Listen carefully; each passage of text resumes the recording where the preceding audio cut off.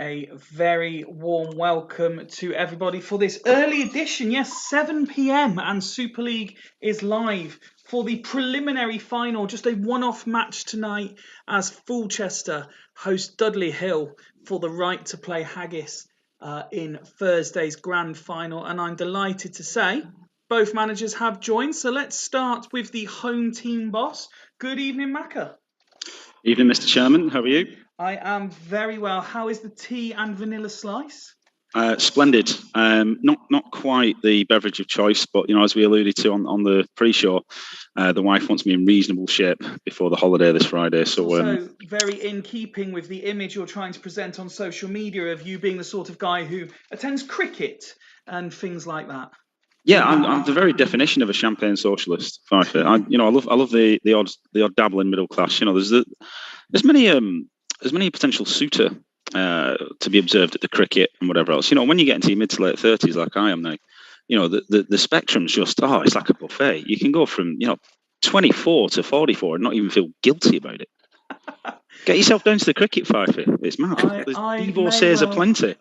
I may well get myself to the cricket. Bit of trivia for you. As I say, good evening to Jens, who's joined the chat. Fulchester are the first team to play in 3 preliminary finals. And therefore the first team to blow all 3. FC bridesmaids. Also in the studio, we have the defending champion and the man who is looking to write all manner of history. For about the 17th time in the last fortnight, I get to say hello to Mr. Steve Wright. Evening, mate. Evening, Mac. Hope you're both well. How are you, sir? I'm all right, mate. All right. Bit more twitching than I thought about this, in fairness. So, yeah. And obviously your respective Premier League sides have had varying fortunes this weekend as well. So it's needless to say you've both been chomping at the bit to get on with this. But before we do, I was looking through various stats and there's just a couple of things I'd like to speak to you both about if I can. So if we go into the player stats, something I noticed, starting with the average ratings, and Macca, I'll come to you first. Nicky Butt, neatly positioned there in 3rd. But something you might notice is between Nicky Butt and the next Fulchester player anywhere on this list is 1, 2, 3, 4, 5. Is there any more? And then Shevchenko comes up. So there's 5 Dudley Hill players between Nicky Butt and Andrei Shevchenko. Are you essentially a one-man team? Not sure you can be a one-man team with the defensive midfielder because I still finished 2nd. It's just a question based on... No. It's a fair question, and I'll be honest with you. I was going to give it a bit of a prickly response. Nicky Butt is a linchpin of our team. There's no escaping that. But we're all about the collective. We are all about the team. Just because Nicky Butt is able to stand out in a particular role assigned to him is good for him. He has been sensational over the course of the save, hasn't he? Yeah, he's been absolutely phenomenal because his job there is to break up play and give it to the better players. Now, the better players are that good that they can have fairly average games by the rest of Super League standards and not all be heroes and still get results done. There's a reason I'm constantly in the top 6. There's a reason I'm constantly in the playoffs. And it's because the collective is greater than the individual. And how nervous are you for this evening? Terrified. Terrified, just simply in a word, terrified. Yeah, well, do you know what I mean? As I've said on Twitter this week, we are just FC bridesmaids, aren't we? I don't know what it is. There just seems to be perhaps a mentality issue with the team that whenever we get to the absolute crunch, something goes wrong. Now, don't get me wrong, I wasn't expecting to beat Haggis over the 2 legs, to be honest, because they've been a class apart this season. But in that home leg, I just think, right, play 3 at the back, keep it tight, maybe nick a goal. That formation actually I've used against, free scoring slots in the past and free scoring Bostock, and it's worked a treat. But 5 minutes in, Mendieta goal. Right, well, that's it, tie over, isn't it? Pointless. No, absolutely. And this has been a season for you of righting a few wrongs. It's well documented it didn't exactly go to plan last year. You certainly set off like a train this year. You've been established in the top 2 for the most part of the season. Is this a case of you are a losing finalist in the past as well? Is this a case of righting more wrongs? You should be in the final because of the season you've had. You should be a Super League winner by now. So just got 2 more games to right a couple more wrongs. Yeah, certainly hope so. I'd love to be able to get that star on the badge and continue and actually sort of prove should be in conversations about, who's pretty good at this game, who's a bit of a threat in the game, so on and so on. But I think a failure to add a star either now or potentially even in the next couple of seasons, and I'm firmly going to fall into that myth category then, potentially, just not being able to get the job done. And it does worry me a little bit. I just seem to be like a flat track bully. When there's no pressure on during the majority of the league season, for 20 games, I'm outstanding. But then the final sort of 6, 7, 8, where you're stumbling over the line into the playoff positions and then playing your playoff rivals.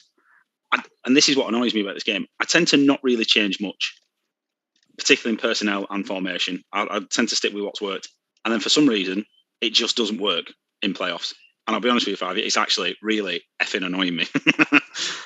And there is just one more question for you, Maka, but I've actually gone on the goal screen first. So, Steve, this is just a question for you, which I'll come back to in a moment. I've put Shevchenko at the top of the list here. I mean, he's listed as 18th, but he's essentially joint? I don't know.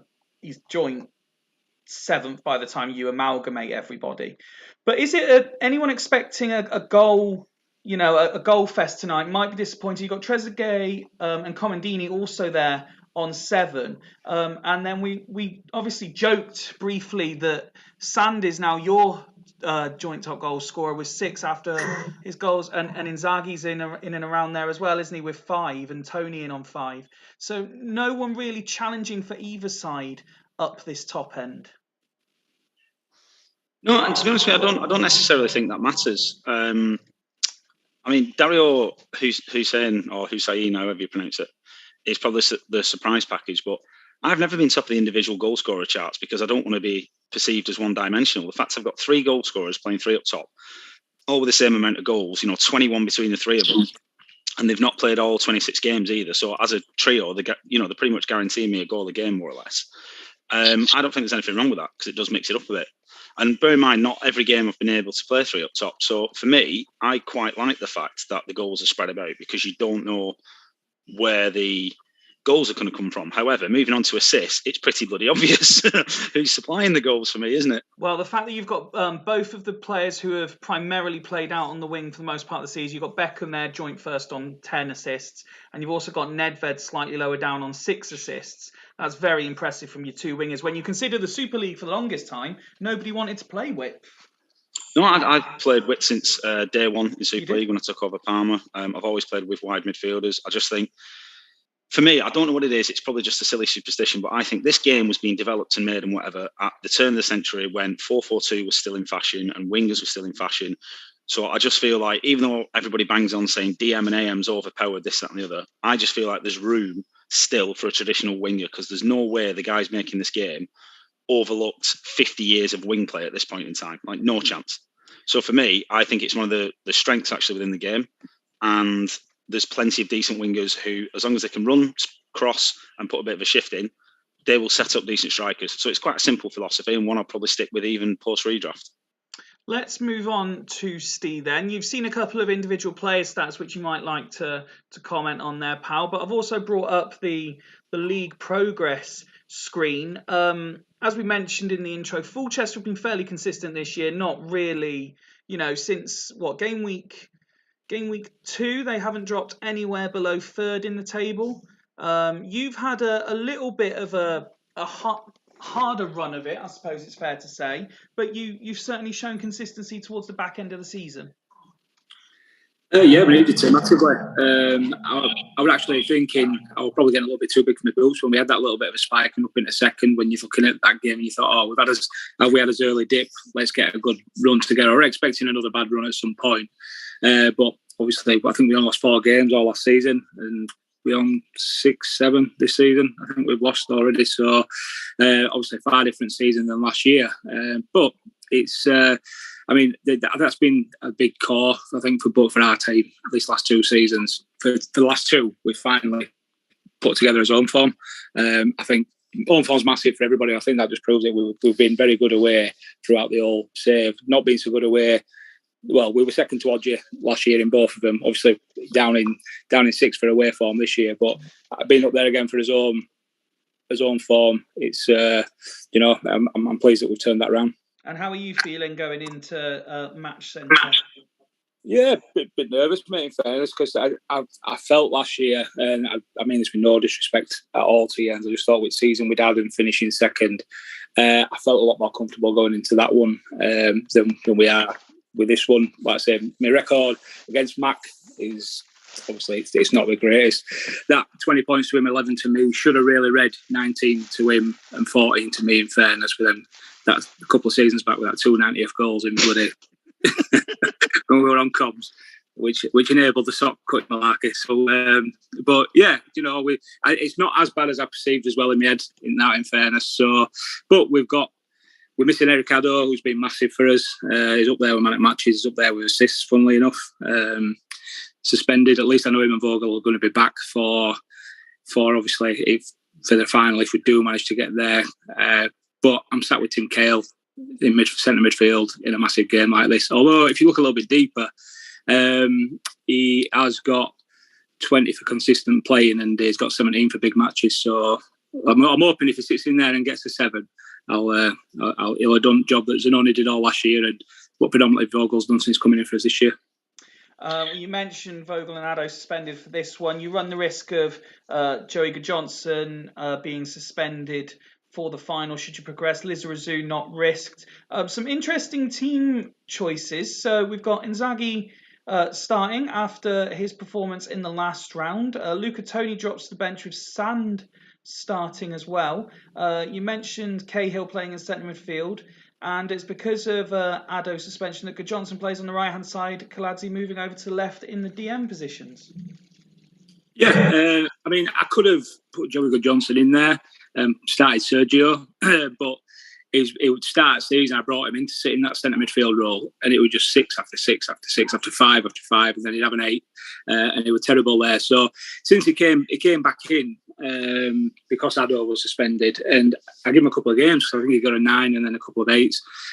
But then I was missing Addo for what he was giving us throughout. Obviously, like I say, up there with man at matches and assists. So he'll definitely certainly come back in should we have another game to play. But I just felt like Sergio has been absolutely crap whenever he's played as well. What a waste of 12 million he was the season before last in auction.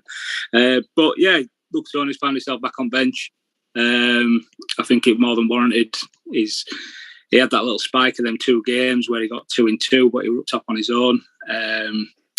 And yeah, it's just that's not what we've come to expect of him. I think it might devalue him a little bit going into redraft as well. Looking at he's had really a spike of one really consistent season. Yep. Season before he did okay, but yeah, I don't think his value is going to be as if he'd have gone on to be scored another 15 goals this season. We might have been talking about a different player come redraft.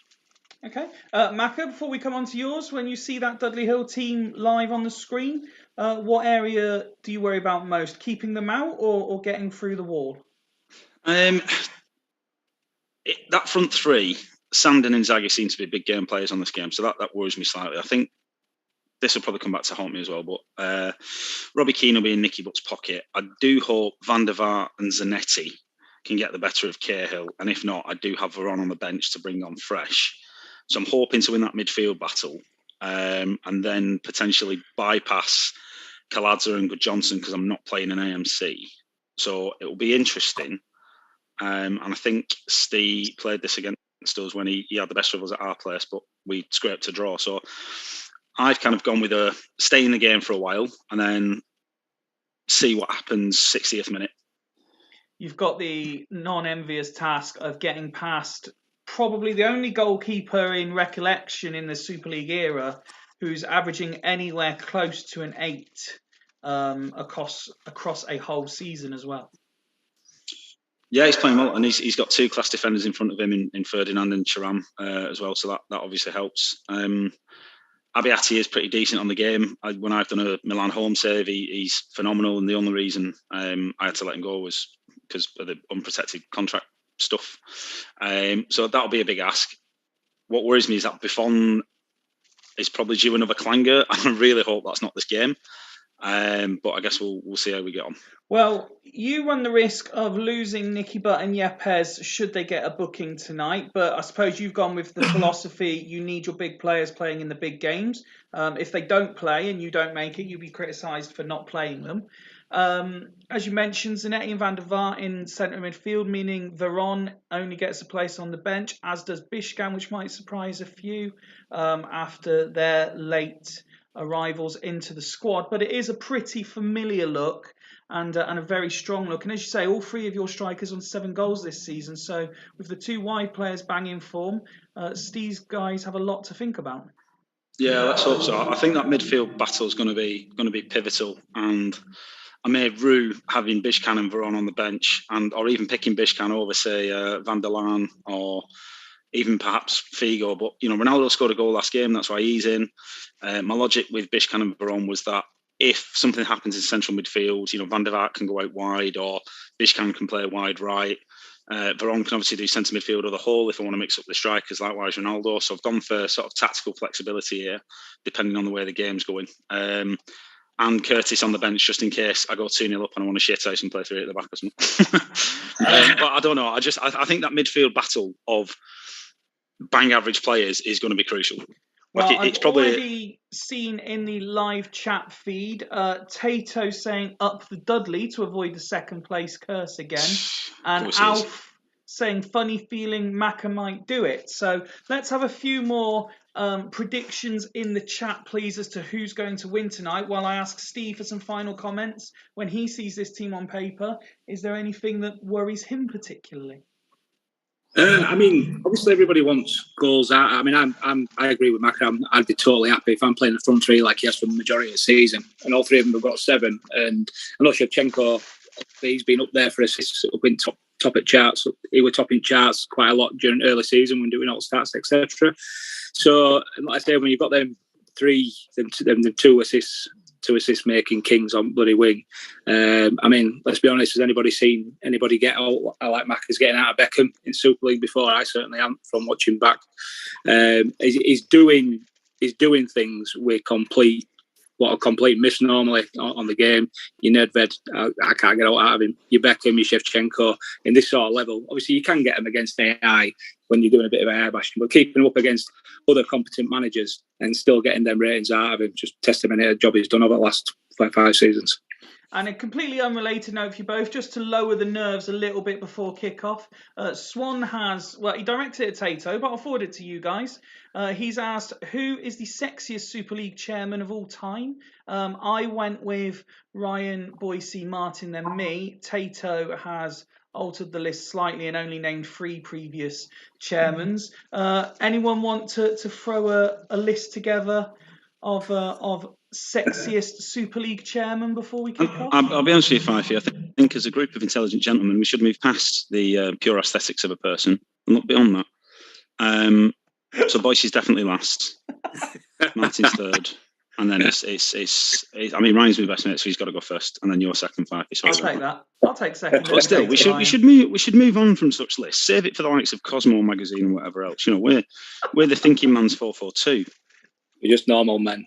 Not innocent men, Steve. We're all just innocent men. Well, I won't be fucking innocent when I go full Benoit on the family after losing this to Luca Toni in 88th minute. Listen, gentlemen, I'll let you assume the position, as it were. I wish you both the very best of luck.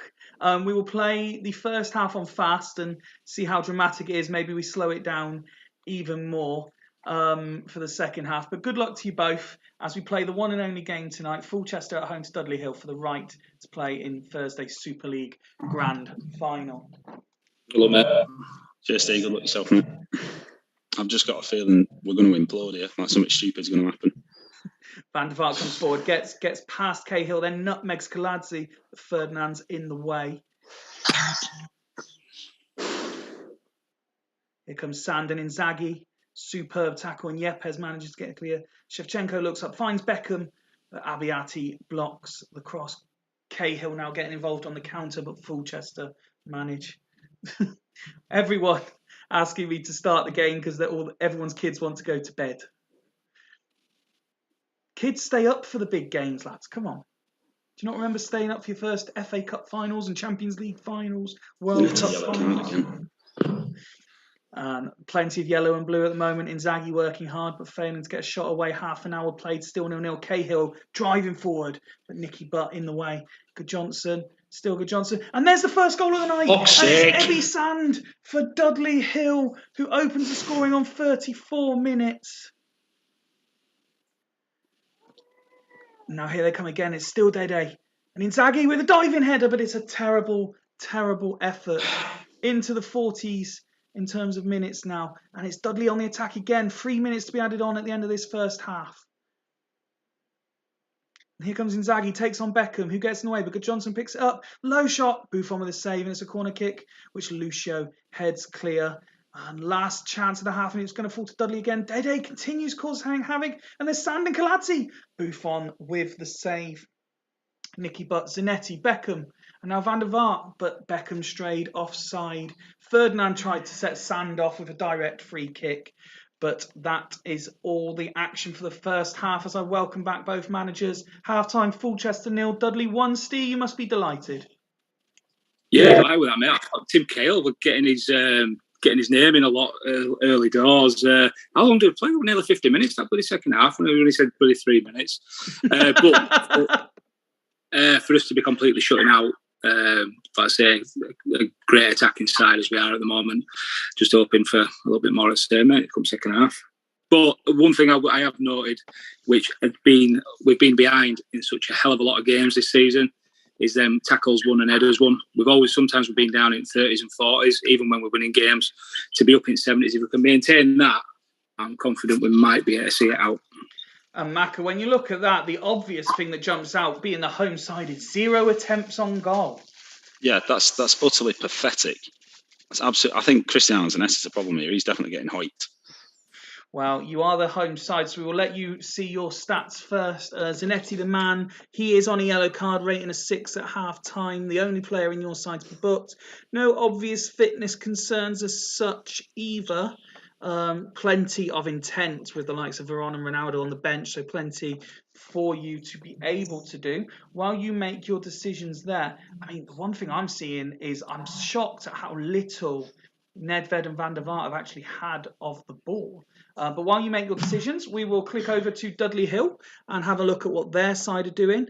You mentioned Tim Cahill, Steve. He is also rating a 6, but he has seen, as you say, plenty of the ball. His name was getting involved. Keane, Inzaghi and Sand not really seeing much, but they've done their job. They seem to be shooting on sight. Joey Johnson, on the other hand, having an excellent performance deputising for Addo and no yellow cards thus far. So Maka, as the home side, what alterations would you like to make? Okie doke. Could I put Bishkan on for Zanetti? Bishkan for Zanetti, yeah. Could I put Trezeguet at MC for Varane, so play 5-man midfield, and then Shevchenko and Comandini up top? Like that? Yeah, and then an arrow from Varane all the way up. Like that? Yeah. Absolutely. Just having a look through the chat here while I confirm that. Jens, Dudley lead, but both teams can still score here. And Tato saying, Steve, I think you need to stop Maka from scoring, is his advice. And he managed a proper team, did he? And as for Dudley Hill, Steve, any changes at half-time? No, I'll leave him. I'm tempted with Inzaghi there, but I thought he got his name said a lot, so no, we'll go as his mate, please. Okay, we'll continue on fast until 60 minutes, and then we might drop it down. But let's resume the second half as Fulchester blink first and make alterations. Let's see if they have the impact. Ferdinand finds Cahill in midfield, and now Sand on the ball, and Inzaghi. And Yepes has been sent off. Oh, for fuck's sake! And an injury. Bishkan's gone off injured at the same time. It's all fallen apart for Fulchester. Yepes gets sent off and Bishkan gets stretchered off. Right. Bishkan for Curtis, please. And then Curtis at centre half. So just to confirm that, I mean Ronaldo won't be able to come on at any point. Yeah, that's fine. And Curtis at centre half. You swapping these two round? Yeah, move. Yeah, actually, go on, do that. And then move Varane into that, but diagonal arrow into the hole. Not all the way. Yeah, that's fine. Yeah. And in fact, actually, would you be able to? No, keep it like that. That's fine. Okay. And as there was a red card, Steve, you are allowed to alter it if you'd like. No, I'll leave it as is, mate, please. Leave as is. So 5 minutes into the second half, and it goes from bad to worst for Fulchester. Tato saying time yet, match man. Mike Savage, on the other hand, just putting oh shit and the big eyes emoji. No, that's game over. It's game over. Yet again, somebody has to make an utter fucking clown of themselves in playoff times. It's normally either Buffon with a forward or some idiot getting sent off. Absolutely ludicrous again. Shevchenko, idiots, a lot of them. Fucking idiots. The latest to go into the book as we approach the hour mark. Kaladze comes forward. Veron gathers the ball down. Comandini. And Comandini's levelled things up. It's 1-1. Oh, it won't count. The referee's blown his whistle. Shevchenko was offside. Comandini is furious. Comandini has lost the plot with the referee. And he was lucky to avoid a card. We've reached the hour. And, well, Maka, how do you react to that? 10 men, equaliser, disallowed goal. It's blatant corruption, isn't it? Absolutely blatant corruption. I'd love to know what Yepes got sent off for. It was probably something innocuous. I mean, I can't really do anything here, can I? So we'll roll as is. Rolling as is. Steve, anything for you on 60 mins? Let's have a look. Look at it, mate. Sorry, Bats? Yeah, get Tony on for Inzaghi. Let's try and put a bit more pressure on. Luca Toni coming on for Inzaghi. Anything else? I tell you what, move Keane to right and pull Sand back, Tony on his own, and then Arrows on Sand and Keane, please, mate. Like that? Yeah, please, mate. Thank you. Alf asking who's the ref. Swanee saying cursed. And Tato, has the second place curse been broken? Jens, corruption in this league has run through this entire save, mate. Fresh start. I said I'd be the one to blow up this second curse because my team are cursed. They just, like I said, they steamroller most of the league, finish top few places every season. As soon as it comes to crunch time, there is one of them. And they're down to 9 men. For fuck's sake. Nicky Butt's gone off injured and there is absolutely nothing Maka can do for this. Do you know what I mean? This is ridiculous now. This is genuinely ridiculous. What am I supposed to do with this? Well, Steve Wright is pissing himself. No, we'll just crack on then. I'm not, mate. I just imagine him being on the other side of that, mate. But do you know what I mean? There comes a point now where you seriously have to go, this is a fucking piss take. This is an absolute piss take. Veron coming forward with Cahill in pursuit. This would never happen in a game. Veron's levelled it up to 9 men. It's still fucking bullshit. I've got 9 men. It's bullshit. It's absolute bullshit. This is nonsense. No, it's nonsense. It's absolute nonsense, this. What a game this is turning into. And Sand. And he gives W a 2-1 lead. Ebby Sand. Oh, it won't count. It's been disallowed. Fuck off, man. And now Steve's the one telling the referee to fuck off. 20 minutes to go. This is still 1-1. Fucking joke, this. I'm honestly, Sam Hassett, whoever you are, I'll fucking murder your family as well. This is an absolute disgrace. Free kick to Fulchester, which Beckham 2 players injured. Oh, he's hit the upright, and Zanetti manages to clear. Fulchester's still going for this. They do not want extra time, that's for sure. Thuram advancing, still Thuram. Tony in the area, attempts low, hits the post. Oh. Buffon didn't move. We're into the final 10, into the final 5. Tony looks to pick up Cahill's pass. Curtis breaks up the putt. And he's tripped by Good Johnson, who's only given a talking to. 3 minutes to be added on to this game. Are we going to extra time? One last chance, maybe. Veron's there. Not able to control. Sam picks it up. Keane. Keane! No, And he's done it! In injury time! Robbie Keane has scored in injury time. Fulchester don't even have time to kick off. The 9 men fought valiantly. And the game that had everything had one more twist. And this is Dudley Hill saying we are going to rewrite history in a very, very special way. While Maka gathers his thoughts, Steve, how do you react to what you've just seen play out? I mean, obviously, complete. Yeah, there's no words of consolation I can say on Maka there because there's resignation in there, isn't there? I mean, obviously, like he alluded to before, he said about Robbie Keane. He started off really well for us. He's been pretty slow. He's just been there because of how he can play. But Yeah, it's a big one on Thursday, isn't it?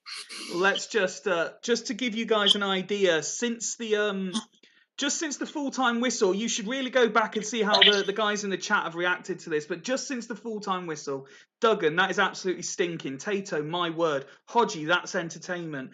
Tato, boys, that was superb drama. Mike, what a fucking win, Steve-O. Jens saying, geez, so sorry for you, Mac. Ridiculous that. Good luck in the final, Steve. Will be a cracker. Followed it up with absolutely ridiculous. And Tato saying, fucking Dudley Hill, back to back. Alf saying, can't get more unlucky than that. And Swan signs it off with chaos. Mac, I mean, you've had plenty of drama in the playoffs before, but nothing like what we've just seen there. That's utterly ridiculous. That's ridiculous. Like, anything that could have gone wrong went wrong. Like that. Do you know what I mean? 9 men, a goal disallowed, and to lose it in injury time. What more can you do? What more can you do? Like, the game just does not want me to win Super League.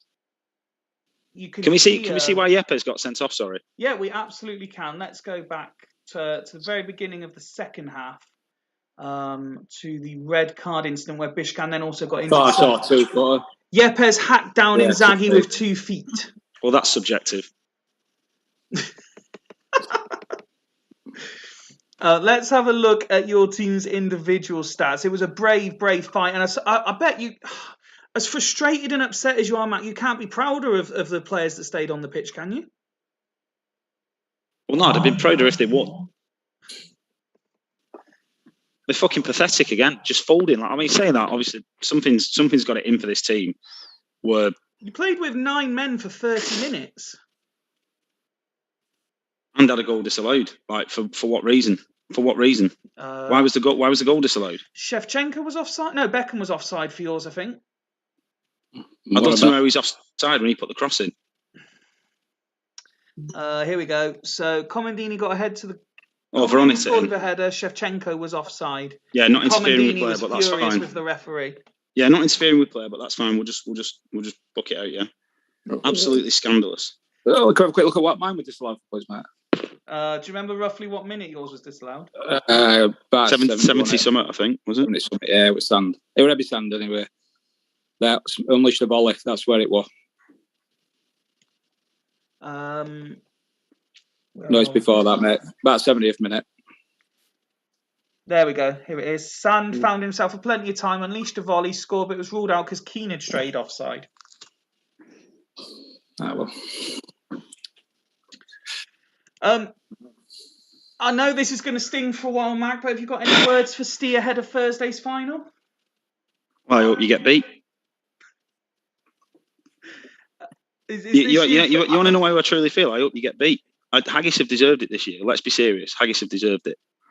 So ideally, they'd be the ones who win it.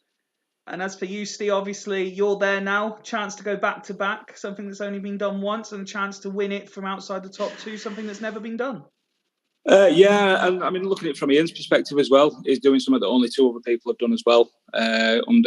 However people want to look at the circumstances through other teams winning it. I know people comment on what may or may not have a bit going on, but let's say only 2 teams to win it from first as well. So there's a bit of something there for him as well. It's going to be. I can't wait for a pint more than all because I need it now.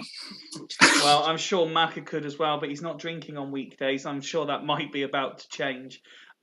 Listen, Macca, I can't empathise enough with you right now. Steve, congratulations. We'll see you again on Thursday. Thank you both very much for joining me for this game. And yeah, it'll be Haggis Hunters versus Dudley Hill in Thursday's grand final. Thank you, Steve. Cheers, lads. Cheers, Macca. Thank you. Best of luck. See ya. Cheers, Matt. And that concludes tonight's action. As you can understand, Macca is not feeling great. Steve's off for a celebratory pint. That does mean Fulchester are now available. There are a couple of teams left available for the friendly action ahead of the grand final. Thank you all very much for joining in the chat tonight, and we will see you on Thursday. From me, from Steve, from Macca, it's a very, very good night. Thank you very much.